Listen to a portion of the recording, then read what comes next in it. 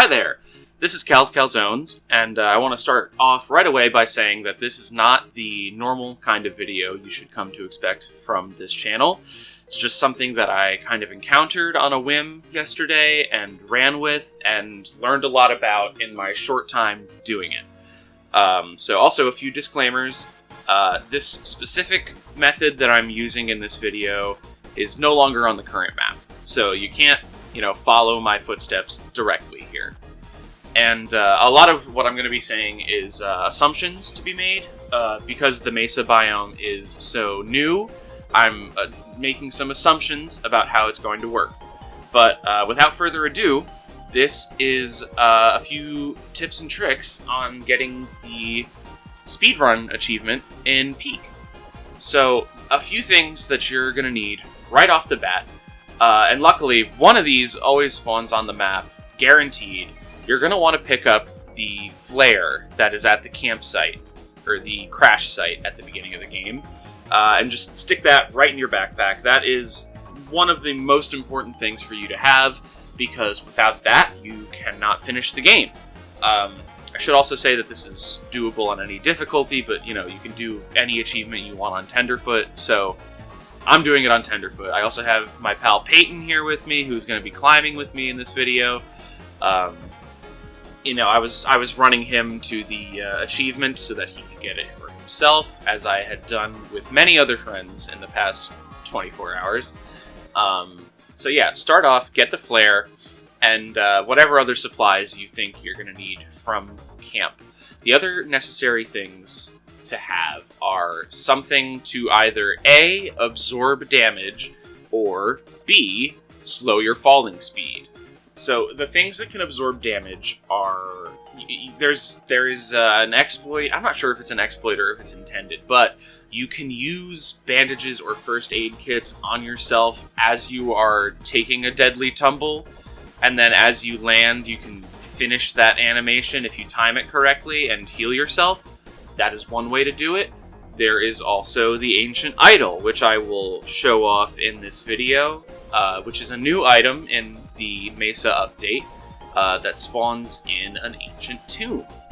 The things that slow your falling speed are also new items. There are individual balloons, and there are balloon clusters, which come in threes, and these will slow your falling speed and negate any fall damage. You could also find the Parasol item, which, when opened, will slow your falling speed, like Mary Poppins, or it will protect you from the harsh sunlight in Mesa.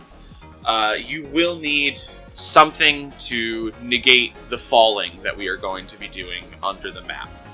Now, for you to find a method of this that works for you, you're going to have to do an initial run with a little bit of exploring. Now, this is where my assumptions about the Mesa are coming in. The Mesa is the newest biome added to Peak, and the fact that I found such a glaring issue with the geometry on this initial map here means that this is probably not a one-off issue. I would assume that things like this are going to be able to pop up in the Mesa until the devs patch it.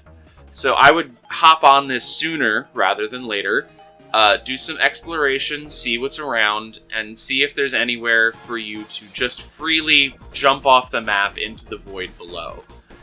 If not, there are methods of clipping into things, which I am not good at, so that's why I took full advantage of just this gaping hole in the geometry. But I know that if you repeatedly take out and put away your backpack, you are able to clip into certain rocks and things of the sort. There are other methods I've seen people do with chain launchers in order to get underneath rocks and boulders and, places you otherwise would not be able to get to in the intended game.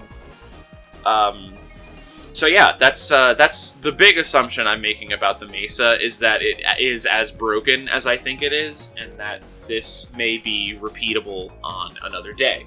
So now I'm going to show you a quick compilation of all of the different pieces of luggage that I opened on my way up to the Mesa on this run, because looting is going to be a very important part of this strategy. you're going to want to know where most, if not all, of your briefcases are in the shore and the tropics biome. And you're going to want to find a path that you can reliably take to get to the mesa using as little resources as possible. So, as you can see, some important things that I found here are I found some individual balloons, I found a lot of food, you're obviously going to need your food. I found a balloon cluster, and I have this chain launcher here. That's going to be important specifically for this run, but you don't specifically need a chain launcher to do what we're doing. Yeah, and of course you need your flare. And yeah, so here we are at the top of the tropics, and Peyton wanted to try out the scout launcher. So here he goes. Everyone salute our boy. Yeah, so on this map specifically, if you go into this little cavern right here, right at the beginning of the Mesa area, you can very clearly see this sloping path going downwards, and it leads back up to the surface. So what I'm doing here is I am shooting my chain launcher to connect with that path, just to fully guarantee that I am getting in there. So I follow it down, clip through the walls. Peyton comes with me, and what we are going to do is follow this little winding path downwards into the Ancient Tomb area, which the Ancient Tomb is new with the Mesa update. It is not guaranteed to be open every day. If it is, it will look like a big gaping hole in the ground that you have to fall down, and then there's a parkour section that you have to get past. However, if you're able to clip into the terrain, you might be able to do something like what I'm doing here. Or if you can, I know it is possible to just jump into the hallway from that little cave we were in. I just want it to be safe. There's many methods that you can do to get yourself in here once you know where it is. And it should be noted also that the exit to this remains closed until it senses you behind it. So there will be a boulder covering it, which I have seen people clip underneath using their backpack. But once you are exiting this area, the boulder will disappear. So as you can see, once you get down here, there is this golden ancient idol that looks like Bing Bong sitting on the pedestal here. A few things to note about this. It is the heaviest item in the game, takes up about 50% of your stamina bar, if I had to guess. But while you are holding it, you'll see that little outline around my stamina bar. I am completely impervious to all forms of damage while this is in my hand. Not in my inventory, in my hand. You have to be physically holding this item for it to affect you in that way. So, we're going to get ourselves out of here now, get ourselves back up, and for this method, we're just running around back over to the cave where we know that there is a hole in the geometry. And so Peyton and I have a couple different ways for us to get down there. I have a scout effigy on me, which I probably showed in that little montage before. So my original plan was to just have Peyton jump down and die, and then I would revive him with the scout effigy. But thankfully, we found the parasol and the balloons, so we can both float down safely. But I opted, of course, to use Bing Bong and just negate all the fall damage.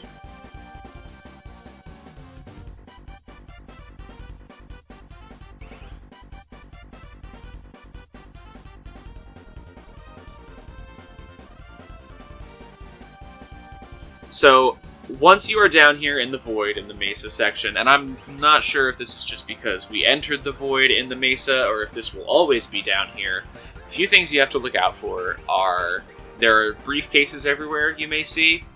Those are mirages, which do spawn in the Mesa. And also, there are these tumbleweeds that are falling from the map itself down underneath, and they can hit you and they can hurt. So look out for those. But yeah, once you're down here with your flare, it's basically free. You just have to look up at the geometry and locate the kiln, and just keep running directly towards the kiln. If you're doing it right, eventually you will see caldera appear on your screen to denote that you are underneath the caldera area. Just keep running forward.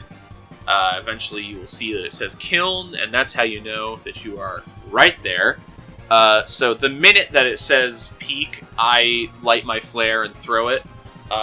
That's just, for speedrun tactics, to get as best a time as I can. But yeah, so long as you light your flare and throw it after it says peak on your screen very clearly, this countdown should show up, and then once that goes off, you'll pop up in the helicopter, and hopefully, if you've done everything fast enough, you will get the achievement. In the 5 or 6 times I ran this yesterday, the longest it took me was about 49 minutes, and the shortest it took me was 28 minutes. 28 was a solo run, 49 I was taking 2 people with me. So, regardless, you just have to fully get through 2 areas, and that, if you're, if you have enough skills at the game, should not take you a full hour. And then you'll have, if you've done your homework beforehand, you found a good spot to clip under the map, this should be totally doable for you. Hope this helps you get a fun new achievement. See you guys in the next one.